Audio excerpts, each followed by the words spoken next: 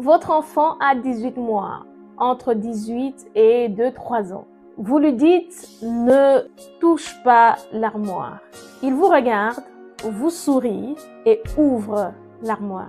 Et vous vous dites « Mais cet enfant n'écoute pas. Qu'est-ce qui se passe avec lui ?» Kadosh, Kadosh, Kadosh, Kadosh, Kadosh.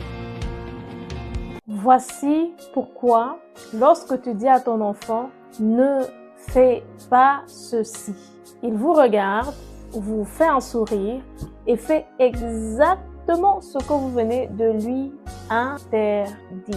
Ça t'est déjà arrivé, n'est-ce pas? Laisse-moi voir dans les commentaires dans quel contexte c'est arrivé et s'il y a des anecdotes, n'hésite pas. Alors, votre enfant a 18 mois, entre 18 et 2-3 ans. Vous lui dites « Ne touche pas l'armoire ». Il vous regarde, vous sourit et ouvre l'armoire. Et vous vous dites « Mais cet enfant n'écoute pas. Qu'est-ce qui se passe avec lui ?» Alors, j'aimerais t'expliquer qu'est-ce qui se passe que ton enfant à qui tu donnes cet ordre-là ne t'obéit pas.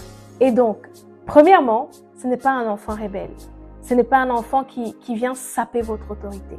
C'est juste un enfant qui est en développement, dont le niveau de développement cérébral ne permet pas encore d'exécuter ce que vous lui dites correctement. Alors, retiens ceci.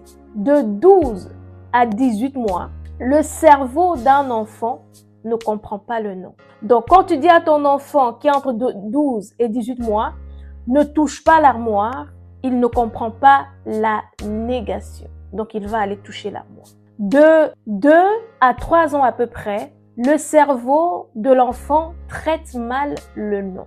Alors, donc, quand vous lui dites « ne touche pas l'armoire », son cerveau comprend « touche l'armoire ». Et c'est seulement vers la fin qu'il comprend la négation. Et donc, il se fait très tard. Et à cet âge-là, comme ce sont nos mots qui dirigent l'attention de l'enfant, quand son cerveau aura entendu « touche l'armoire », il va aller toucher l'armoire en nous regardant et en souriant pour être sûr de bien faire. Parce que selon lui, il ne désobéit pas.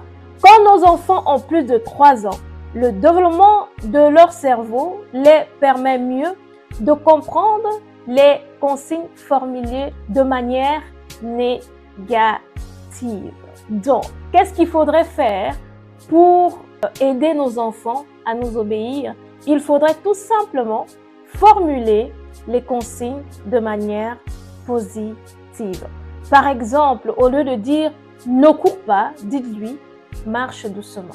Au lieu de dire « ne tape pas », tu peux lui dire « fais des caresses ». Voilà, c'était tout pour cette vidéo. J'espère que cela t'a béni. À la prochaine pour une nouvelle vidéo. Shalom. Kadosh, Kadosh.